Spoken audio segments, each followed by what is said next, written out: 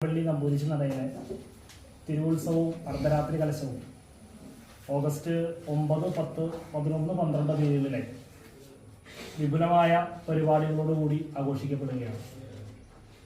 കേരളത്തിലെ അനേകായിരം കുടുംബങ്ങൾ കുടുംബ പരദേവനായി വച്ചാരാധിക്കുന്ന മന്ത്രമൂർത്തിയാണ് പുളിയാമ്പള്ളി നമ്പൂതിരി. പണ്ടുകാലം മുതലേ കുടുംബങ്ങളിൽ പുളിയാമ്പള്ളി നമ്പൂതിരിയച്ഛൻ്റെ വച്ചാരാധന വളരെ വിപുലമായി നിലനിന്നിരുന്നു.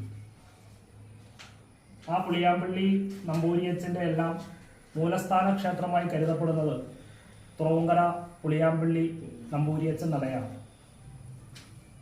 നമ്പൂതിരിയച്ഛൻ്റെ ഐതിഹ്യവുമായി ബന്ധപ്പെട്ട് വളരെ പ്രധാനപ്പെട്ട ഒരു ദിവസമാണ് കർക്കിടക മാസത്തിലെ കറുത്തവാവ്.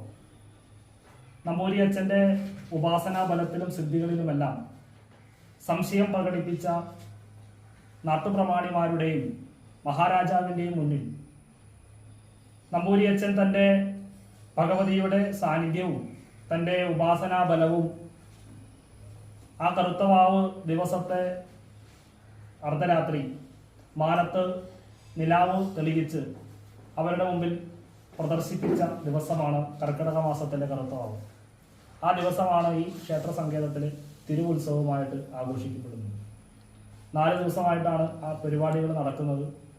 ആദ്യ ദിവസമായ ആഗസ്റ്റ് 9-ാം തീയതി രാവിലെ 5:30 പിരാരൂർ താന്നിപ്പള്ളി മന ജയശങ്കർ നമ്പൂതിരിപ്പാടിൻ്റെ മുഖ്യ കാർമ്മികത്വത്തിൽ ഗണപതി ഹോമം നടക്കും. തുടർന്ന് നിത്യേനയുള്ള ക്ഷേത്ര ചടങ്ങുകൾ നടക്കും. വൈകിട്ട് 6:30 ദീപാരാധന. ദീപാരാധനയ്ക്ക് ശേഷം തൃക്കാക്കര രാജേഷ് രാമചന്ദ്രൻ അവതരിപ്പിക്കുന്ന സോപാന സംഗീതം നടക്കും. 7 മണിക്ക് വിവിധ കലാപരിപാടികൾ പുറത്തിറക്കിക്കൊണ്ടുള്ള നാട്ടരങ്ങ് നടക്കും. 2-ാം ദിവസമായ ആഗസ്റ്റ് 10-ാം തീയതി വൈകിട്ട് ദീപാരാധന. തുടർന്ന് കാലടി ശൃംഗേരി മഠത്തിലെ വേദാചാര്യനായ KV സുധാകര ഭട്ടിൻ്റെ മുഖ്യ കാർമ്മികത്വത്തിൽ സർവൈശ്വര്യ പൂജ നടക്കും. തുടർന്ന് കാനൂർ ആദിപരാശക്തി കൈകൊട്ടിക്കളി സംഘം അവതരിപ്പിക്കുന്ന കൈകൊട്ടിക്കളി നടക്കും. 3-ാം ദിവസമായ ആഗസ്റ്റ് 11-ാം തീയതി വൈകുന്നേരം 6:30 പതിവ് പോലെ ദീപാരാധനയും തുടർന്ന് സ്വരലയ കലാസമിതി ആട്ടക്കളം അവതരിപ്പിക്കുന്ന നാടൻപാട്ട് ചെമ്പട്ട് ആ നാടൻപാട്ട് എന്ന് നടക്കും. പ്രധാന ദിവസമായ ആഗസ്റ്റ് 12-ാം തീയതി കറുത്തവാവിൻ്റെ അന്ന് രാവിലെ വെളുപ്പിന് 5:30 108 നാളികേരത്തിൻ്റെ അഭിഷേകം, ഭഗവതി സേവ, രക്ഷസിനും സർപ്പത്തിനും പത്മമിട്ട് നേദ്യം, അത്തരത്തിലുള്ള ഉത്സവ ചടങ്ങുകളെല്ലാം രാവിലെ നടക്കും.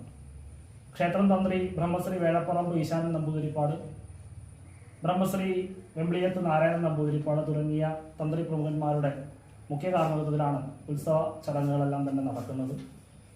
രാവിലെ 10 മണിക്ക് അഖില ഭാരത നാരായണീയ പ്രചാര സഭ ആചാര്യ ജ്യോതി K. നായരുടെ മുഖ്യ നേതൃത്വത്തിൽ നാരായണീയ പാരായണം നടക്കും.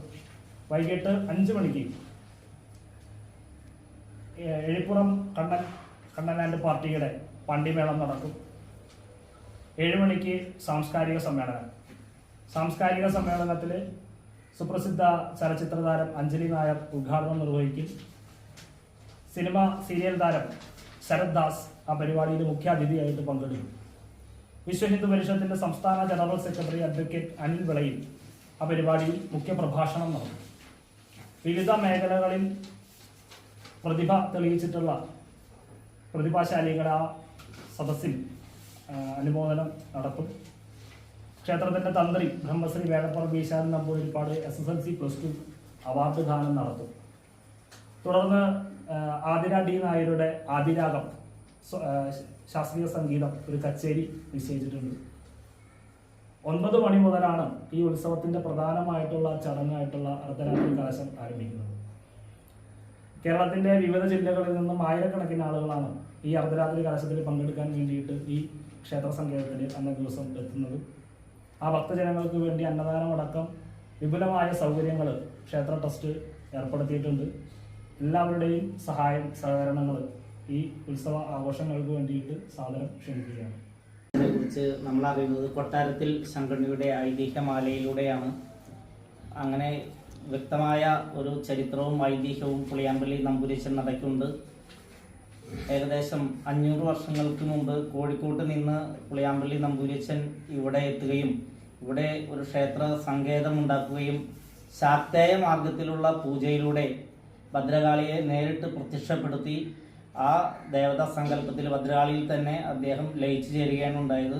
നമ്മുടെ മധ്യ തിരുവിതാംകൂർ, അതോടെ കോട്ടയം, ഇടുക്കി, അതുപോലെ കണ്ണൂർ, കോഴിക്കോട്, അങ്ങനെ കേരളത്തിൻ്റെ എല്ലാ മേഖലയിൽ നിന്നും പുളിയാമ്പള്ളി നമ്പൂതിരിച്ചന് ഭക്തരുണ്ട്. അങ്ങനെ ഭക്തജനങ്ങൾ എല്ലാവരും അന്നേ ദിവസം ഇവിടെ എത്തിച്ചേരും. അന്ന് അർദ്ധരാത്രി കലശത്തിലാണ് ഏറ്റവും കൂടുതൽ ഭക്തജനങ്ങൾ എത്തിച്ചേരുന്നത്. നിത്യേനയുള്ള കലശങ്ങളുണ്ടെങ്കിൽ പോലും അന്നത്തെ ദിവസം ഭഗവാനെ ഈ കലശം നടത്തുന്നവർക്ക് കൂടുതൽ അനുഗ്രഹവും അദ്ദേഹത്തിൻ്റെ കരുണയും കടാക്ഷവും ഉണ്ടാകുന്നു എന്നതാണ് നമ്മുടെ ഐതിഹ്യം.